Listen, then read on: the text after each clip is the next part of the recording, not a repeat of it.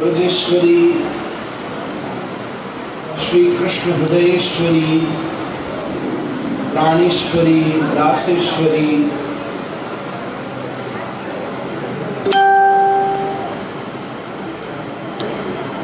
साक्षात जगदीश्वरी, ईश्वर की भी ईश्वरी श्री प्रिया जी के अति मंगल में दिव्य प्रागट्य की आप सभी रसिकों को कोटि कोटि बधाई।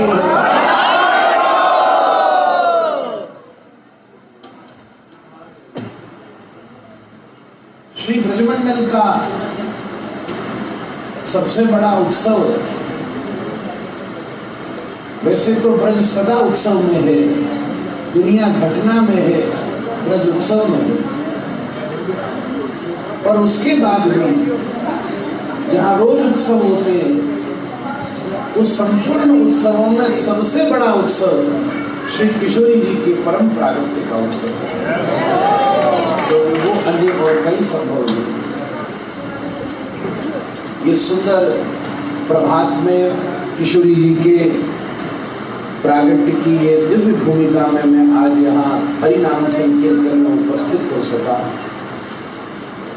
ये भी किशोरी जी की महती कृपा है। मैं किशोरी जी की महिमा कहूँ उससे पहले एक बात ये कहनी है कि इस संकीर्तन में भी मैं 10 वर्ष के प्रयास के बाद पहुंचा। ये कृष्णदास कुमार हमारी और कृष्ण भैया जी की वार्तालाप 2010 में हुई। उस समय इन्होंने मुझे बरसाने उत्सव का संकेत किया। किसी काल किसी वर्ष में देश में नहीं होता था, 2 बार ऐसा हुआ कि मैं आकर भी व्यवधान इतने थे कि बाहर से मुझे वापस लौटना पड़ा। आज भी कुछ ऐसा ही दुविधा थी, पर न जाने किशोरी जी ने ऐसी भूमिका बनाई। हमारी वृंदावन की ऐसा ही साहिबा है तो ये कोतवालन है वृंदावन की, पर किशोरी जी के स्वरूप है, ये हमको जबरदस्ती भीतर ले आई जैसे तैसे करके। तो हम तो यही सोच रहे थे कि कोई राधा रानी की सखी रास्ता खोलती ला रही हो।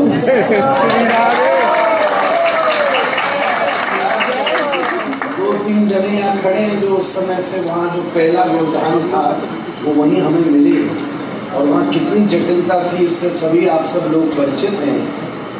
पर मुझे ऐसा लगता है कि मुझे नहीं मालूम कि राधा रमण जी कौन सी बात से रीझ गए। आज शायद सबसे आराम से बरसाने में ही आया हूँ। उसका एक ही कारण लगता है कि श्री राधा रमण जी का उत्सव करके श्री राधा रानी के चरणों में प्रिया प्रियतम के मध्य का जब तुम बालक बन जाते हो, प्रीति वानक बन जाते हो, तो सारी चीजें समाप्त हो जाती है। अपनी यात्रा का प्रारंभ गुरु के चरणों से हो, गोविंद के चरणों तक पहुंचे। अपनी यात्रा का प्रारंभ श्री राधा रमण के चरणों से हो और श्री राधा रानी के चरणों तक हो, इससे बड़ी और कोई अध्याय नहीं। राधा रमण जी की शयन आरती करके बरसाने में मंगला की भूमिका पर हम सभी लोग पहुंचे। हर बार मैं घर से आता था तो बरसाने बेघर डोलता था। इस बार असली घर से आया तो ठाकुर जी ने बिल्कुल निर्विघ्नता से असली घर में लाकर बिठा दिया। ये दिव्य स्वरूप स्वयं साक्षात ठाकुर जी की लादिनी शक्ति। श्री राधा रसुदानिधि जी का एक सुंदर श्लोक मैंने बाल्यकाल से गुरुजनों से सुना है। किशोर जी की क्या महिमा है।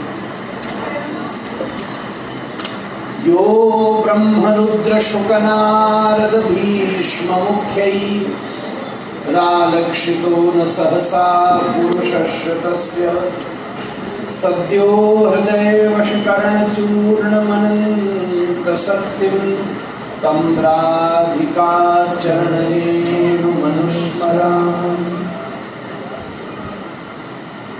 ब्रह्मा, रुद्र, शुक, नारद और भीष्म, ये मुख्य मुख्य लोग हैं।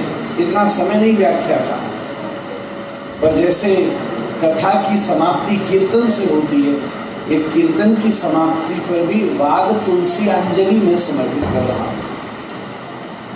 देवताओं के अधिष्ठाता ब्रह्मा जी हैं, वैष्णवों के अधिष्ठाता रुद्र हैं, मुनियों के अधिष्ठाता शुकदेव हैं, ऋषियों के अधिष्ठाता नारद हैं, और मानवों में सबसे अग्रगण्य मानव पितामह भीष्म। जब ब्रह्मांड की सभा होती है तब ये सब लोग बैठ के मंत्रणा करते हैं। ऋषियों की तरफ से नारद जी आते हैं, मुनियों की तरफ से शुकदेव जी आते हैं, देवताओं की तरफ से ब्रह्मा जी बैठते हैं, और हम सब की तरफ से भीष्म बैठते हैं, क्योंकि वो भी नामी है, सहस्त्र नाम उनके मुख से निकले हैं ठाकुर जी की। वो हम सबका प्रतिनिधित्व उस ब्रह्मांड की सभा में करते हैं। तो श्री प्रबोधानंद सरस्वती पाद कह रहे हैं, कहने में क्या संकोच है, हरिनाम प्रेस वाला भी खड़ा है। श्री प्रबोधानंद सरस्वती पाद कह रहे हैं, यो ब्रह्मरुद्र राधा सुधानिधि है, इसलिए हरिनाम प्रेस कह रहे हैं, यो ब्रह्मरुद्र शुक नारद भीष्म न आलक्षितो, ऐसे श्रेष्ठ जन भी जिसको लक्षित नहीं कर पाते, तस्य पुरुषस्य, वो पुरुष कौन सा, सामान्य पुरुष नहीं, यहाँ बड़े सारे पुरुष बैठे हैं, कोई सीधे साधे भी बैठे, कई सारे सजे धजे भी बैठे, वो अपनी लीला वही जाने, सब अपनी अपने वेश में है।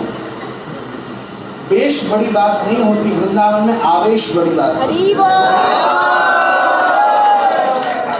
वेश कोई बड़ी बात नहीं, वेश तो तुम्हें प्रारब्ध से जो मिला है उसे स्वीकार करो, फिर गुरु कृपा ने जिसका आवेश दे दिया है उसकी अपनी ही भूमि है।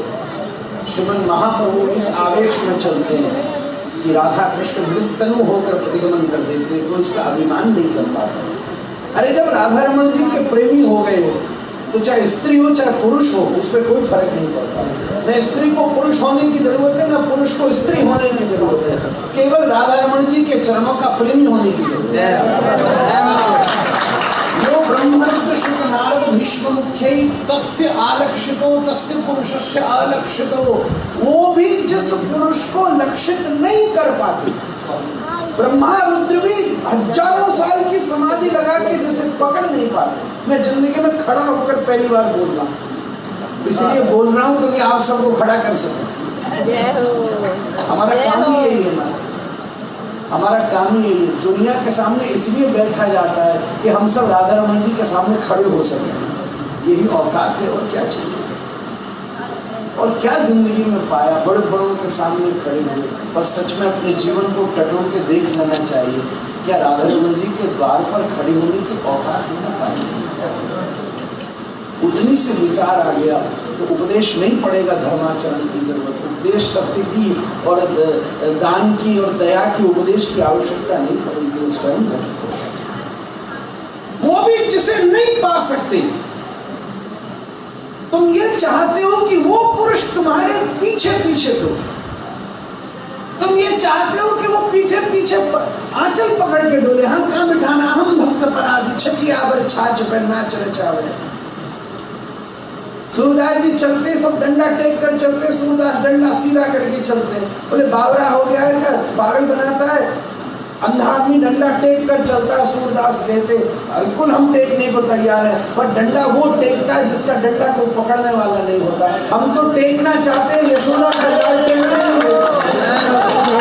सबसे पुरुषस्य ऐसे तुम्हारे पीछे पीछे डोले, उसके लिए क्या करना पड़ेगा। हिमालय की कंदराओं में न जाने कौन जाते हैं, हजारों मन भी कौन यज्ञ में फूकते हैं, वो तो वो अपनी बात ही जाते। वो पुरुष तुम्हारे पीछे पीछे डोले, उसके लिए छोटा सा ही साधन है। जैसे कोई पत्नी तांत्रिक के पास जाए और बोले आप कोई ऐसी बहूती दे दो कि रात में पति सो रहा हो, मैं उसकी खोपड़ी पे घुमा दूं और सवेरे उठे तो बिल्कुल ऑन टाइम बैठती लेकर खड़ा। स्वामी मैं आपके पास क्या ले आऊं, सेवक हो जाए। उन्हें ऐसे जो ब्रह्म रुद्र शुक नारद भीष्म मुख्य रालक्षितो सहसा पुरुषस्य तस्य, ऐसे पुरुष को भी तुम अगर सद्यो हृदय वशीकरण, वो वशीकृत हो जाए, हिप्नोटिक, बैठ जा तो बैठा रहे, खड़ा हो जा तो खड़ा हो, खा ले तो खा, उसका जाके काम कर दे तो काम कर यार, वहां जाके ये कर यार तो वो कर यार। उस जगत के जगदीश ब्रह्म परमात्मा की तुम ऐसी स्थिति चाहते हो तो उसके लिए केवल एक ही चूर्ण है, वो क्या है? हमारी श्री राधा रानी की चरण मनुष्य, श्री वृंदावन की चरण, श्री बरसाने की ये रज जिसके मस्तक पर लगी हो, ठाकुर जी भी उसके पीछे पीछे डोले। भाई बता तेरा मैं क्या काम करूं, बता मैं तेरा क्या काम करूं। हम सबका सौभाग्य है कि हम प्रिया जी के इस महोत्सव को यहाँ मना पा रहे हैं, और मैं ये कितना दुर्लभ है उसे समझ पा रहा हूँ। सब व्यवस्था होते हुए भी 10 वर्ष से मैं आ नहीं सकता। संसार पूर्ण अधिकारी से है, पूर्ण अधिकार से है, पर चलते समय हम दोनों भी अंडर कॉन्फिडेंस थे, इतना बेड़ी देते हैं कैसे होगा कार्य पता नहीं, पर इन्होंने भी कहा चलना हमारा, पुरुषार्थ करना हमारा कार्य है, पूरा कराना किशोरी जी की कृपा है। और हम दोनों आनंद से बैठे रहे, प्रिया जी अपने आप रास्ता निकालती चली गई, ये बात पक्की है। श्री हरि नाम को लक्ष्य करके जीवन में बड़े से बड़ा काम करो, किशोरी खुद ही रास्ता निकालना है। हम बड़े बड़े काम लेकर उनके पास गए, इसलिए रह गए, नाम लेकर उनके पास जाओ, मैं तुम्हारे सामने खड़ा हूं, ये उसका सबसे बड़ा प्रमाण है। ठाकुर जी आप सब पर खूब कृपा करें। जीवन में खड़े होके भी पहली बार बोला हूं और 2:30 बजे भी पहली बार बोला।